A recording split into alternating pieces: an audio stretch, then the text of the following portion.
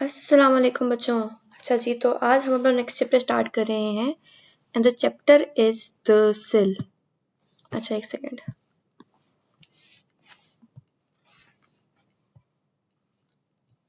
हो गया सही।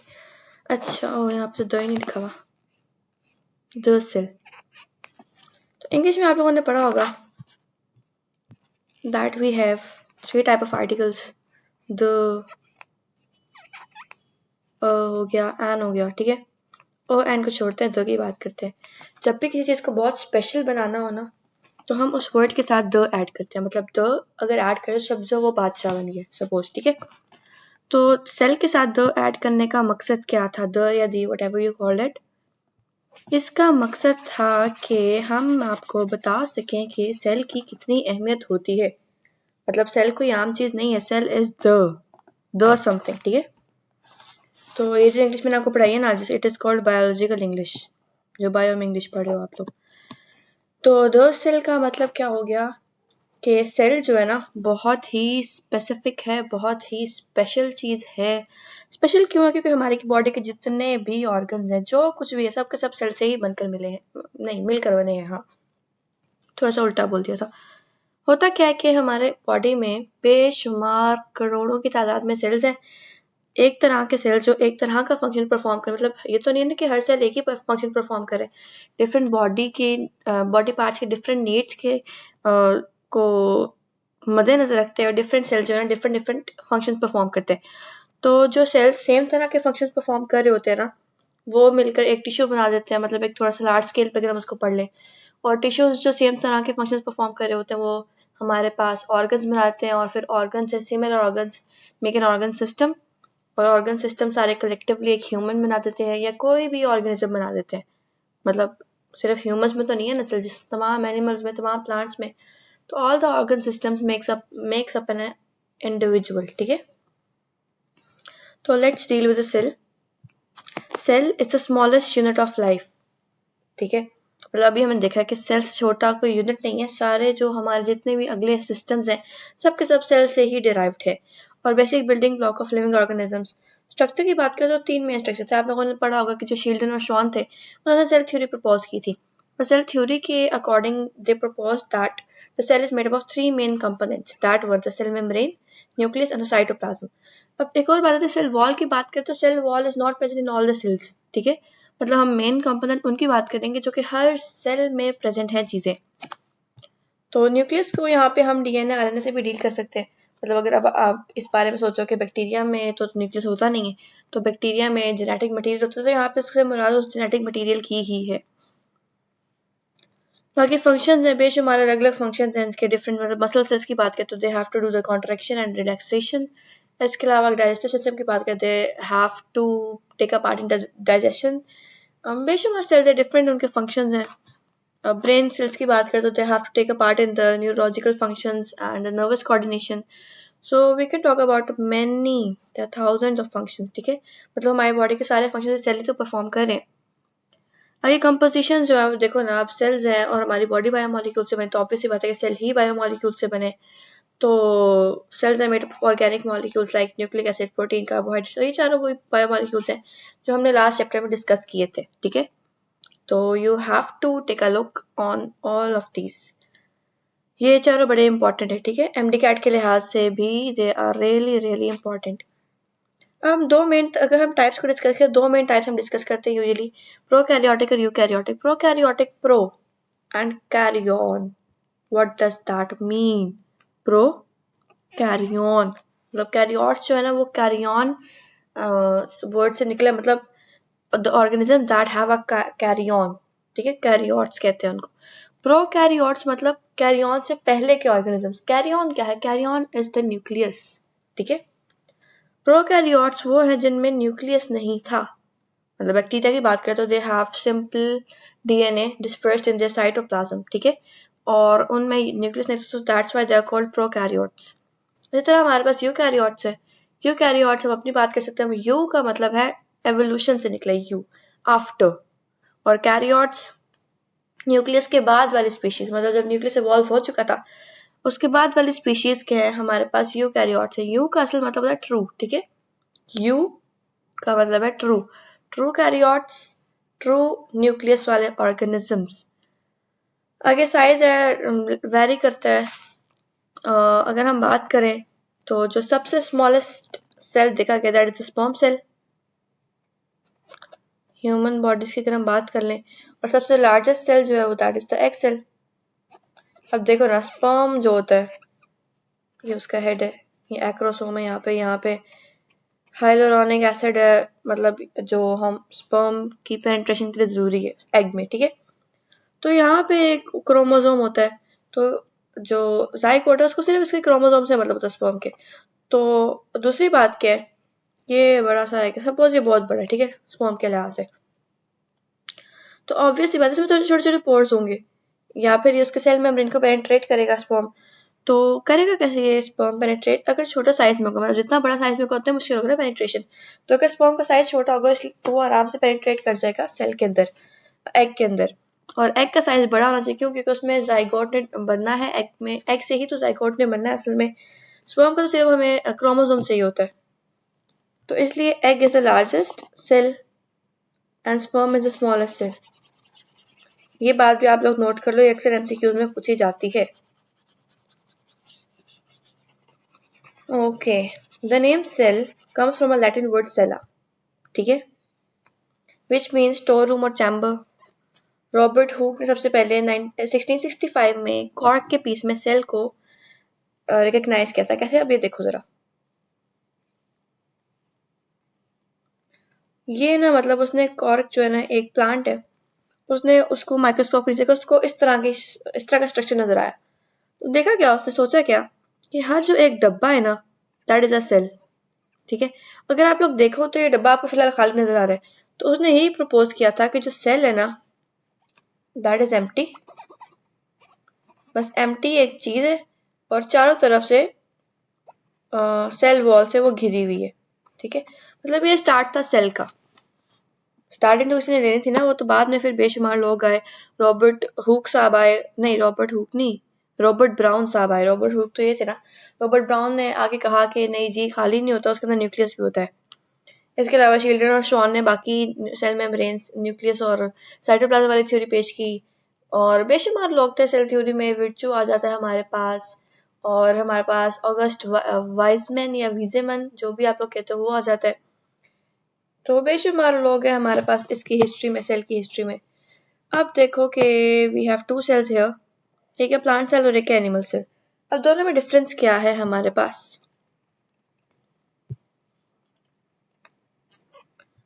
तो अगर हम दोनों का फर्क चेक करते हैं यहाँ पर, तो आपको नजर आ रहा होगा कि प्लांट सेल में एक सबसे ऊपर एक ये वाली बाउंड्री है हमारे पास, सबसे ऊपर जो ब्राउन सी बाउंड्री है, ये हमारे पास सेल वॉल है। जबकि एनिमल सेल्स में आपको कहीं पे भी सेल वॉल नहीं नजर आ रही, ठीक है। तो एनिमल सेल स्टार्ट ही, यहाँ पे गलत लिखा हुआ है, एनिमल सेल स्टार्ट ही सेल मेम्ब्रेन से होते हैं ये। और जो प्लांट सेल्स हैं वो सेल वॉल उनके ऊपर होती है एक मौजूद। उसके बाद एक और इनमें डिस्टिंग्विशिंग स्ट्रक्चर है, दैट इज द वैक्यूल। अब प्लांट सेल्स में आपको बड़ा सारा वैक्यूल नजर आएगा, क्यों? क्योंकि उस वैक्यूल ने प्लांट सेल्स को ट्रिगर करना होता है, वाटर स्टोर करके उसको रिजिडिटी प्रोवाइड करनी होती है, थोड़ा सा सपोर्ट देना होता है। जबकि एनिमल सेल्स में आपको छोटे छोटे ना आगे पीछे वैक्यूल्स नजर आएंगे, कोई बड़ा वैक्यूल नहीं नजर आएगा, ठीक है। तो अगर डिफरेंस करना हो तो we can see the cell wall, और सेल वॉल के अलावा हम लोग उसके वैक्यूल से भी डिफरेंस फाइंड कर सकते हैं। वैक्यूल बड़ा सा है और थोड़ा सा दरमियान में आ गया है, तो हम बोलेंगे ये प्लांट सेल है। अगर वैक्यूल छोटा है और मतलब ढेर सारे छोटे छोटे वैक्यूल्स है और they are dispersed in the cytoplasm, तो हम बोलेंगे एनिमल सेल, ठीक है। बाकी इन दोनों को हम बारी बारी इनके स्ट्रक्चर्स को डील करते हैं। सबसे पहला का जो आज हमारा टॉपिक है, सबसे first topic of this chapter, that is the cell wall. ऐसे मैंने सेल वॉल से क्यों स्टार्ट लिया, क्योंकि अगर हम किसी भी प्लांट की किसी भी सेल की बात करें, तो प्लांट सेल की, एनिमल सेल की, तो स्टार्टिंग मोस्ट लेयर जो आएगी सबसे पहले किसी भी सेल में, that would be the cell wall. मतलब एनिमल्स में तो नहीं है, लेकिन प्लांट्स की बात करें तो फर्स्ट लेयर तो सेल वॉल ही आ रही है ना। तो हम यहाँ पर सेल वॉल की बात करते हैं। तो सेल वॉल क्या? सेल वॉल असल में एक नॉन लिविंग स्ट्रक्चर है, जो कि सेल मेम्ब्रेन को इसने कवर किया हुआ है, और इसने प्रोटेक्शन प्रोवाइड करनी है, स्ट्रक्चरल रोल इसका होता है, और शेप प्रोवाइड करता है। बाकी हम इसके फंक्शंस को डील कर लेते हैं सेल वॉल के। तो स्ट्रक्चर, रोल है, शेप और प्रोडक्शन फंक्शंस है। फंक्शन है सिलेक्टिव बैरियर, ठीक है। और ये परमिएबल होता है उन मॉलिक्यूल, मतलब एक पर्टिकुलर साइज के लिए परमिएबल होता है कि वो सारे मॉलिक्यूल्स अंदर आ सकते हैं, बाहर जा सकते हैं। मतलब हम कह सकते हैं ये सोया हुआ है गार्ड है। तो गार्ड तो हम कहते हैं ना कि प्रोटेक्शन के लिए, मतलब अगर हम सोचते हैं कि सेल वॉल सबसे बाहर, तो हम सोच सकते हैं कि ये प्रोटेक्शन के लिए और ये ट्रांसपोर्ट का काम भी करेगा। लेकिन वो ट्रांसपोर्ट को ऐसा डील नहीं कर रहा, उसको कोई मसला नहीं, जो मर्जी चीज़ अंदर जाए, जो मर्जी चीज़ बाहर जाए। तो हम कह सकते हैं कि ये गार्ड तो नजर आ रहा है हमें, लेकिन वो सोया हुआ है, उससे कोई फर्क नहीं पड़ रहा। अब हम बात करते हैं इट इज फाउंड इन। अच्छा, डिफरेंट चीज़ों में इसकी जो कंपोजिशन है वो डिफरेंट है। It is found in most plants. Plants में सेलुलोज से बना होता है। बैक्टीरिया में पॉलीसेकेराइड से बना होता है। और पेप्टाइडोग्लाइकेन हम उसको कह रहे होते हैं, मतलब अमाइनो एसिड यूनिट्स और पॉलीसेकेराइड यूनिट्स जुड़ते हैं। तो सिंपल सा एक स्ट्रक्चर होता है बैक्टीरिया वाला। तो और उसको बैक्टीरिया चूंकि छोटा सा एक सेल है, तो उसको अगर हम एज अ होल डील करें तो हम कहते हैं कि इसका जो सेल वॉल है वो एक ही यूनिट है टोटल, और उसको हम सेक्यूलस कह रहे होते हैं। फंजाई में काइटिन से बना होता है। एलजी में भी डिफरेंट इसकी होती है कंपोजिशन। एलजी का कंफर्म नहीं है, लेकिन वो आपको इतना जानने की जरूरत भी नहीं है क्योंकि हमारा सिलेबस में ऐसा नहीं मेंशन्ड। बाकी यूकैरियोट्स में एब्सेंट होता है ये, इंक्लूडिंग एनिमल्स। हमारे अंदर भी नहीं है सेल वॉल। कंपोजिशन में डिस्कस कर चुकी हूँ डिफरेंट स्पीशीज की। अब तब देखो, आपने एक चीज पढ़ी होगी प्लांट्स में, कि प्लांट्स में जो होता है हमारे पास ट्रांसपोर्ट, दो मेन टाइप्स होते हैं। एपोप्लास्ट पाथवे होता है, एक हमारे पास होता है सिम्प्लास्ट, ठीक है। एपोप्लास्ट पाथवे क्या होता है? Cell wall to cell wall. और सिम्प्लास्ट क्या होता है? सेल मेम्ब्रेन से साइटोप्लाज्म टू साइटोप्लाज्म, ठीक है। अब इसको थोड़ा सा देखते हैं हम। सपोज हमारे पास ये दो सेल्स है, एक ये सेल था, एक ये सेल था, और ये मतलब ऊपर फिर मजीद दो सेल्स है। ये सेल वॉल थी, ये इसकी सेल वॉल कनेक्टेड है, ठीक है। होता क्या है, यहाँ पर हमारे पास पानी आ रहा है या फिर कोई भी न्यूट्रिएंट्स आ रहे हैं, तो cell wall to cell wall move करते हैं, ठीक है। इसको हम कहते हैं एपोप्लास्ट पाथवे। लेकिन कभी कभार ऐसा होता है कि सेल वॉल में मजीद मूवमेंट नहीं हो सकती, और जो मॉलिक्यूल्स हैं वो सेल मेम्ब्रेन में आ जाते हैं और उस पर साइटोप्लाज्म में एंटर हो जाते हैं। होता कैसे कि सेल वॉल से सेल मेम्ब्रेन तक का सफर या सेल साइटोप्लाज्म तक का सफर कैसे करते हैं? सेल वॉल के अंदर छोटे छोटे ये ओपनिंग्स होते हैं। इन ओपनिंग्स को हम क्या कहते हैं? दे आर कॉल्ड प्लाज्मोडेस्माटा, ठीक है। प्लाज्मोडेस्माटा जो है ना, वो सेल वॉल के एक पर्टिकुलर फीचर कह सकते हैं, जिसकी वजह से जो भी मॉलिक्यूल था अब वो यहाँ से साइटोप्लाज्म में चला जाएगा। तो हम कहते हैं कि सेल वॉल का जो एक फंक्शन है दैट इज के वो एपोप्लास्ट पाथवे को सिम्प्लास्ट पाथवे में कन्वर्ट करने में हेल्पफुल रहता है, ठीक है। और इसका साइज वैसे मेंशन्ड है यहाँ पे 30 to 60 kD है। बाकी आपको इसमें इतना इन्वॉल्व होने की जरूरत नहीं है साइज में। और एक और बात इसमें इंपॉर्टेंट थी कि रिजिड होते हैं और नॉन लिविंग परमिएबल वॉल है, मतलब परमिशन दे देगा हर किसी को। रिजिड है, स्ट्रॉन्ग स्ट्रक्चर है, इसीलिए तो उसका सेल का वो बना रहा है, शेप बना रहा है। एनिमल सेल्स में सेल वॉल नहीं होते, तो आपको एनिमल सेल्स की कोई पर्टिकुलर शेप नहीं नजर आएगी। वो एक जिगली जेली टाइप होंगे, कभी इधर गिर रहे होंगे, कभी इधर गिर रहे होंगे।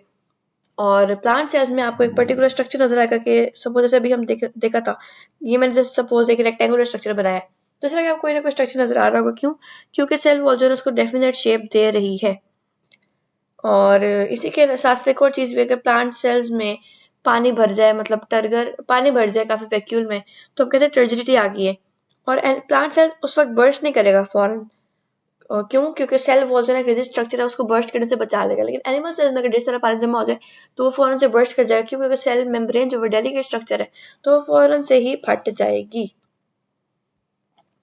आगे हम बात करते हैं it provides a structural framework. मतलब ये बात तो हमने कर ही ली वैसे पहली। बाकी सेल वॉल जो है ना, उसके 3 मेन पार्ट्स होते हैं, ठीक है। मतलब 3 लेयर्स हो जाते हैं हम कह सकते हैं। सबसे फर्स्ट लेयर है हमारे पास middle lamella, primary cell wall. और फिर उसके बाद सेकेंडरी सेल वॉल आती है हमारे पास। तो अब इसका मतलब क्या है, फर्स्ट लेयर तो मिडिल लेवल हम नहीं कह सकते। असल में जो सेल की फर्स्ट लेयर है ना, वो हमारे पास प्राइमरी सेल वॉल बनती है और दो सेल्स के दरमियान मिडिल लेमेला बनता है, और प्राइमरी सेल वॉल के नीचे सेल में सेकेंडरी सेल वॉल बनती है। अगर हम इसको थोड़ा सा बना के चेक करें तो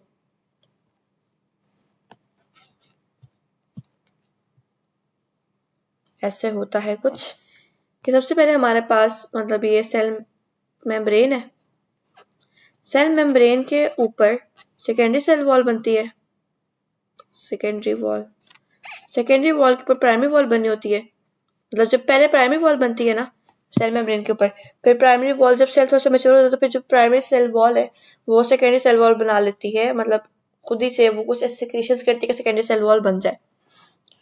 उसके ऊपर हमारे पास मतलब ये हमारे पास एक सेल हो गया, ठीक है। यहाँ तक इसको एक और ऐसे सेल शुरू करते हैं। स्टार्टिंग में हमारे पास प्राइमरी वॉल आएगी, फिर सेकेंडरी वॉल आएगी और फिर हमारे पास सेल मेम्ब्रेन आएगी। एक सेकेंड जरा मैं थोड़ा सा रास्ता साफ कर लूँ सेकेंडरी सेल मेम्ब्रेन के लिए जी। तो फिर हमारे पास इसके बाद आता है सेल मेम्ब्रेन, ठीक है। ये दूसरा सेल हो गया, मतलब यहाँ से ये बाहर से अंदर की तरफ मूव हो रहा है और ये ऐसे बाहर के अंदर की तरफ जा रहा है। दोनों के दरमियान ये जो ये जगह है जहाँ से दोनों सेल आपस में जुड़ते हैं, वहां पर हमारे पास होता है मिडल लेमेला। बात समझ आई अब आप लोगों को कि एक सेल में बनने वाली सबसे पहली लेयर कौन सी है, प्राइमरी सेल वॉल। लेकिन दो सेल्स के दरमियान बनने वाली पहली लेयर कौन सी है हमारे पास, मिडल लेमेला, ठीक है। तो इसमें कंफ्यूज नहीं होना। अगर आप लोगों ने वर्डिंग चेक करें, दो सेल्स के दरमियान अगर पूछ रहे हैं पहली लेयर कौन सी है तो मिडल लेमेला, और एक सेल के ऊपर पहली लेयर बनने वाली कौन सी है, that is the primary cell wall. चलो इसको ऐसे यहाँ पे डील कर लेते हैं। ये हमारे पास एक सेल है, मतलब ये हमारे पास टोटल 1 2 3 4 5 6 7 सेल्स हैं ये हमारे पास। ये एक सेल है जिसको मेंशन किया हुआ है, बाकी बेशुमार सेल्स है हमारे पास 7 यहाँ पर। Primary cell wall, middle lamella और सेकेंडरी सेल वॉल। अब देखते हैं इसको कि ये कैसे बनती है। चलो इन दोनों को डील करते हैं हम। तो जो ये आपको सबसे पहले मैं ब्राउन चीज बना रही हूँ ना इस वक्त, जो वैसे यहाँ पे ग्रीन है, that is the primary cell wall, ठीक है। अब ये मेच्योर्ड सेल्स है तो ये प्राइमरी सेल वॉल जो कि मेंशन्ड है यहाँ पर। चूंकि ये सेल्स मेच्योर हो चुके हैं तो इनके अंदर एक और लेयर बन चुकी है, प्राइमरी ने बनाई है वो layer, that is the secondary cell wall. अब देख लो सेकेंडरी सेल वॉल प्राइमरी के ऊपर नहीं, प्राइमरी के अंदर बनती है, अंदर वाली साइड पे बनती है ये सेकेंडरी सेल वॉल। और कलर चेंज करते हैं हम। ये जो ये स्ट्रक्चर आपको नजर आ रहा है ना, तो दूसरे सेल के पहले बनाते हैं। दो सेल में ये हमारे पास प्राइमरी सेल वॉल है और उसके अंदर हमारे पास सेकेंडरी सेल वॉल है, ठीक है। तो जो दोनों सेल्स के दरमियान ये स्ट्रक्चर है ना, ये वाला जो मैंने पर्पल सा बनाया है, that is the middle lamella. मतलब दो प्राइमरी सेल वॉल्स के दरमियान के स्ट्रक्चर को हम कहते हैं मिडल लेमेला। अब लोगों को मेरा ख्याल है क्लियर हो ही गई होगी ये वाली बात। ज्यादा मैंने एक्सपैंड कर दिया लेकिन जरूरत थी इसलिए किया। बाकी हम बात करते चले कंपोजिशन की। तो मिडिल लेमेला जो है आउटर मोस्ट लेयर है दो सेल्स के दरमियान, तो सीमेंटिंग कर रही होती है, जोड़ रही होती है। प्राइमरी सेल वाला फर्स्ट लेयर है to be formed in a cell. Secondary cell wall जो है ना वो सेकेंड लेयर बनती है सेल में, ठीक है। और इसका काम क्या होता है, इसका काम होता है रिजिडिटी प्रोवाइड करना, स्ट्रेंथ प्रोवाइड करना, एक्स्ट्रा स्ट्रेंथ। जब सेल्स मेच्योर हो जाते हैं, अब उनको ज्यादा सपोर्ट की जरूरत है, तो primary cell wall secondary cell wall बनाना शुरू कर देता है, ठीक है। हर प्लांट सेल में सेकेंडरी सेल वॉल होती भी नहीं है, मतलब जो जितने इमेच्योर है उनमें तो होती ही नहीं है। बाकी मतलब अगर हम उनकी बात कर लें स्टेम सेल्स की तो उनमें होगी, क्यों, क्योंकि स्टेम सेल्स में आपको पता है कि वो थोड़ी सी रिजिड होती है स्टेम। तो रिजिड क्यों बनती है, सख्त क्यों हो जाती है वो, क्योंकि उनमें सेकेंडरी सेल वॉल आती है। Secondary cell wall mainly sclerenchyma cells में होती है जहां पे उनको सपोर्ट प्रोवाइड करनी होती है सेल, ठीक है। अब जो देखो जरा सेल वॉल जो है ना डेड है। अब देखो आप लोगों ने रिगर मोर्टिस पढ़ा होगा, एक चीज है कि इंसान या कोई भी जानवर जब मर जाता है तो उसकी बॉडी सख्त हो जाती है। तो इससे आप लोग याद रख सकते हो कि डेड चीज सख्त हो जाती है, तो जो सेल वॉल है वो सख्त क्यों? क्योंकि वो डेड है। एक सिंपल सी एक्सप्लेनेशन थी, वैसे इतनी जरूरत नहीं थी एक्सप्लेनेशन की, लेकिन फिर भी। और ये पार्ट ले रही होती है फिजियोलॉजिकल और बायोकेमिकल प्रोसेसेस में। और देखो, ट्रांसपोर्ट को रेगुलेट नहीं कर रही तो कोई फर्क नहीं पड़ता, कुछ भी है कुछ भी जाए। ट्रांसपोर्ट को रेगुलेट हमारी सेल मेम्ब्रेन कर रही होती है, ठीक है। अब हम इसको डील करते हैं, प्राइमरी सेल वॉल को सबसे पहले डील करते हैं हम। तो what is primary cell wall? Primary cell wall जो है ना, सबसे ऊपर वाली लेयर है, और ये प्लांट में सेलुलोज से बनी होती है। पॉलीसेकेराइड्स भी एक कंपोनेंट है। और इसकी मेन कंपोनेंट्स की बात करें तो हमारे पास सेलुलोज आता है, हेमिसेलुलोज आता है, और पेक्टिन आता है। पेक्टिन को डील करते हैं, नहीं पेक्टिन में नीचे लिखा होगा, हाँ। सेलुलोज, हेमिसेलुलोज और हमारे पास पेक्टिन इसके मेन आ जाते हैं। डिफरेंट टाइप में डिफरेंट होती हैं। प्लांट सेल्स में देखो ना, सेलुलोज है, हेमिसेलुलोज है, पेक्टिन है। फंगल सेल में काइटिन से बना होता है, और कुछ पॉलीसेकेराइड्स भी होते हैं। एलजी या एल्गल सेल्स में ये हमारे पास ग्लाइकोप्रोटीन्स और पॉलीसेकेराइड से बना होता है। और कुछ में सिलिसिक एसिड भी होती है। बैक्टीरिया में पेप्टाइडोग्लाइकेन होता है, जिसको एज अ होल हम कहते हैं सेक्युलस। और आर्किया सेल्स में पेप्टाइडोग्लाइकेन नहीं होती, क्यों? क्योंकि आर्की बैक्टीरिया की यहाँ पे बात हो रही है। आर्की का मतलब बहुत स्टार्टिंग वाले बैक्टीरिया, तो उनमें सिंपल शुगर्स थी, तो सिंपल पॉलीसेकेराइड यूनिट्स थे, इतनी एवोल्यूशन हुआ नहीं था, तो उनमें पेप्टाइडोग्लाइकेन नहीं थी। उससे भी सिंपलेस्ट कोई चीज थी, शुगर के मॉलिक्यूल्स थे।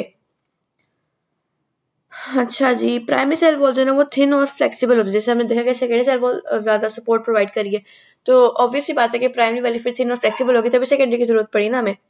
तो प्राइमरी वाली थिन और फ्लेक्सिबल है, और सेलुलोज, पेक्टिन और पेक्टिक एसिड से बनी हुई है। पेक्टिक एसिड चलो हम डील करते हैं इसको। पेक्टिन जो है ना, एक हमारे पास मॉलिक्यूल है गैलेक्ट्रॉनिक एसिड। अच्छा, ये बातें आप लोगों ने लिख लेनी है, क्यों? क्योंकि ये पीटीबी में तो नहीं मेंशन, लेकिन फेडरल की बुक में ये सब कुछ मेंशन्ड है। गैलेक्ट्रॉनिक एसिड होती है। गैलेक्ट्रॉनिक एसिड अब क्या होता है? गैलेक्ट्रॉनिक एसिड बनती है मोनोमर्स ऑफ गैलेक्टोज से, ठीक है। ये जुड़ते हैं तो हमारे पास गैलेक्ट्रॉनिक एसिड बनती है। और जब गैलेक्ट्रॉनिक एसिड के 200 यूनिट्स जुड़ते हैं तो हमारे पास पेक्टिन बन जाती है, ठीक है। पेक्टिन, तो ये इतना मुश्किल नहीं था। मतलब पहले जो है ना हमारे पास ग्लूकोज और लैक्टोज से मिलकर गैलेक्टोज बनेगा। गैलेक्टोज ऑक्सीडाइज होगा, कुछ ना कुछ स्ट्रक्चरल चेंजेस आएंगे उसमें, तो गैलेक्ट्रॉनिक एसिड बनेगा। और गैलेक्ट्रॉनिक एसिड के 200 यूनिट्स मिलेंगे तो हमारे पास पेक्टिन बनेगा। इसी तरह से हमारे पास एक और चीज भी होती है, उसको हम कहते हैं पेक्टिक एसिड। पेक्टिक एसिड क्या होता है? जैसे पेक्टिन बना 200 यूनिट से गैलेक्ट्रॉनिक एसिड के, तो अगर गैलेक्ट्रॉनिक एसिड के सिर्फ 100 यूनिट्स कंबाइन हो तो हम बोलते हैं वो पेक्टिक एसिड बन गया, ठीक है। और प्राइमरी सेल वॉल की बात करें, मिडिल लैमेला की बात करें, तो वो पेक्टिन और पेक्टिक एसिड दोनों से बनकर मिले होते हैं, नहीं दोनों से मिलकर बने होते हैं। मैं ये मिलना और बनना बड़ा कंफ्यूज नहीं कर रही आज। चलो खैर, अगले बात पे चलते हैं, सेकेंडरी सेल वॉल पे चलते हैं। प्राइमरी में से इतना खास कुछ डील करने की बात नहीं थी, जो था वो मैंने आपको बता दिए। सेकेंडरी सेल वॉल की बात करते हैं, तो सेकेंडरी सेल वॉल एक रिजिड स्ट्रक्चर होता है, प्राइमरी सेल वॉल के अंदर ही बन रहा होता है। इसकी कंपोजिशन की बात करें तो हमारे पास ये डिफरेंट पार्ट से डिफरेंट मॉलिक्यूल से बन रही होती है। मेन हमारे पास सेकेंडरी सेल वॉल को बनाने में आ रहे होते हैं सिलिका, ये बच्चों लिख लो सब कुछ, लिग्निन, वैक्सेस आ जाते हैं हमारे पास, और कुछ ना कुछ क्यूटिन भी आ जाता है, ठीक है। ये सारे भी मॉलिक्यूल्स हैं, बायोमॉलिक्यूल्स कह सकते हैं हम। अच्छा जी, तो इसके फंक्शन क्या है? इसने एक्स्ट्रा प्रोटेक्शन प्रोवाइड करनी थी, मैंने आपको बताया था, सपोर्ट प्रोवाइड करनी है ताकि सेल खड़ा रह सके। तो provides mechanical support and protection to the plant body. They also help plants withstand negative pressure created when water and solutes are transported वगैरह वगैरह। बाकी लोकेशन इसकी है हमारे पास, मैंने आपको बताया था उन सेल्स में ज़्यादा इनकी ज़रूरत होती है जहाँ पे सपोर्ट की ज़्यादा ज़रूरत होती है, ठीक है। स्टेम सेल्स की बात करें, स्क्लेरेंकाइमा सेल्स होते ही सपोर्ट सेल्स हैं जो कि हमारे प्लांट्स को सपोर्ट दे रहे होते हैं। तो बाकी स्ट्रक्चर फंक्शन सारा हमने डील कर लिया है, इतना मुश्किल कोई नहीं था ये। तो बच्चों इसको ज़रा पढ़ना गौर से, ये सारा कुछ वही लिखा हुआ है जो मैं बोल चुकी हूँ, ठीक है। तो जो मैं बोल रही हूँ अगर कोई इसमें नई बात आपको पता चल रही है, वैसे मेरा ख्याल है कि पता चल ही रही होगी, तो उसको या प्लीज़ आप लोग ने उसको लाजमी लाजमी लाजमी नोट करना है, क्योंकि ऐसे बातें ना सुनी सुनाई बातें भूल जाती हैं इंसान को। नोट किए होंगे तो कभी ना कभी तो आप लोग देखोगे ना, कभी ना कभी उस पर नजर पड़ेगी आप लोगों की, तो वो आपकी मेमोरी में आहिस्ता आहिस्ता आहिस्ता आहिस्ता स्टोर होना शुरू हो जाएगी चीजें। मिडिल लेमेला की बात करें तो मैंने आपको बताया था कि ये दोनों प्राइमरी सेल वॉल्स के दरमियान बन रही होती है, दो सेल्स के दरमियान बन रही होती है लेयर, और इसकी कंपोजिशन हमारे पास क्या आ जाती है, हमारे पास ये पेक्टिन से बना होता है, पेक्टिक एसिड से, और एक और नई चीज है पेक्टेजेस ऑफ कैल्शियम एंड मैग्नीशियम, ठीक है। अब आपको नजर आ रहा होगा सारा कुछ पेक्टिक, पेक्टिन, पेक्टेज सब कुछ गैलेक्ट्रॉनिक एसिड के ही डेरिवेटिव्स है, तो इसमें कंफ्यूज नहीं होना बच्चों, इतना मुश्किल नहीं था ये। और इसमें डिफरेंट एंजाइम्स होते हैं फूड राइपनिंग के लिए, मिडिल लेमेला काम कर रहा होता है फूड राइपनिंग में। तो बाकी है कि पेक्टिन्स में ये रिच होते हैं और degrades during food ripening and abscission. हम जब फ्रूट बन ही गए तो मिडिल लेमेला का काम खत्म हो गया तो वो डिग्रेड हो जाता है। Middle lamella is a layer that connects या cements together to primary wall of two adjoining cell wall, ठीक है, ये बात हम कर चुके हैं पहले भी। It is the first layer formed between first layer to be deposited at the time of cytokinesis. Cytokinesis क्या है, साइटोप्लाज्म की जो फॉर्मेशन हो रही होती है, and the cell plate that is formed during cell division itself develops into middle lamella और lamellum। तो बच्चों को इसमें मुश्किल बात नहीं थी, आसान सी बातें थी आज। बाकी हम सेल वॉल के फंक्शंस की बात करते हैं। सपोर्ट देना होता है इसने, प्रोटेक्शन प्रोवाइड करनी होती है, ट्रांसपोर्ट में कुछ ना कुछ हेल्प करना, मतलब ऐसा तो नहीं है ना कि बिल्कुल ही अब ये कोई काम नहीं कर रहा, गार्ड को देख के कुछ ना कुछ तो मतलब कुछ लोग तो खुद ही रुक जाएंगे ना। तो होगा क्या, हमारे पास बेशक गार्ड सोया भी हो, कुछ लोगों को तो डर होगा, तो बस इतना डर बिठाया हुआ है डिफरेंट चीजों के दरमियान के, वो देख के रुक जाती है। अब ऐसा तो नहीं है ना कि ये हर चीज को अंदर आने देगा, कुछ ना कुछ को रोकेगा। अभी रोकने वाला क्या सीन है कि इसके जो परमिएबिलिटी है ना वो एक स्पेसिफिक साइज की है, उस साइज से बड़ी चीज को कोई अंदर आने नहीं देगा, तो हम कह सकते हैं कि ट्रांसपोर्ट में मदद कर रहा है। ऑस्मोटिक रेगुलेशन करा रहा होता है, मतलब अगर आपने देखा था कि ये वो ऑस्मोटिक प्रेशर मेंटेन रख रहा है, अगर अंदर वाटर ज्यादा हो गया है तो प्लांट सेल उसी वक्त बर्स्ट नहीं कर जाएगा, क्यों, क्योंकि इसने उसके प्रेशर को मेंटेन कर लिया है। वाटर कम हो गया तो प्लांट सेल श्रिंक नहीं कर जाएगा, क्योंकि सेल वॉल तब भी उसके साइज को मेंटेन रखा हुआ है। टारगेट प्रेशर को भी ये मेंटेन कर रहा होता है। सेल टू सेल कम्युनिकेशन करा रहा होता है ये, मतलब सिग्नलिंग आगे पीछे करा रहा होता है, किसी सेल ने दूसरे सेल में कोई सिग्नल भेजना है कि कोई खतरा आ गया है, या फिर ये फूड का मॉलिक्यूल वगैरह वगैरह, कुछ भी बेशुमार बातें होती हैं इनकी भी आपस में हमारी होती हैं, वैसे प्लांट्स की भी होती होंगी। तो सेल टू सेल कम्युनिकेशन करा रहा होता है, स्टोरेज करा रहा होता है। The cell wall stores the regulatory molecules that senses the presence of pathogenic microbes and control the development of tissue, ठीक है। तो इनमें कुछ मॉलिक्यूल्स होते हैं, कोई भी बैक्टीरिया या कोई भी पैथोजन आए तो फिर ये क्या करता है, उनके खिलाफ ये उनको रिकग्नाइज कर लेता है और अंदर सिग्नल भेज देता है कि भाई तैयार हो जाओ, लड़ाई होने वाली है। तो इसी के साथ हमारा सेल वॉल का टॉपिक कंप्लीट होता है। तो ये लेक्चर काफी लंबा हो गया था, वरना मैंने सेल मेम्ब्रेन भी इसी में कवर करवा लेना था। 30 मिनट्स का ऑलमोस्ट ये हो गया। तो आप लोगों ने करना क्या है कि चूंकि मैंने आपको काफी डिटेल में सेल वॉल पढ़ा दी है, इतने डिटेल में आप लोगों ने इसको समझना भी है और इसके नोट्स बनाने हैं और पीटी पे से लाजमी इसको रीडिंग देनी है साथ साथ, ठीक है। तो अगले लेक्चर में मिलते हैं, अल्लाह हाफिज।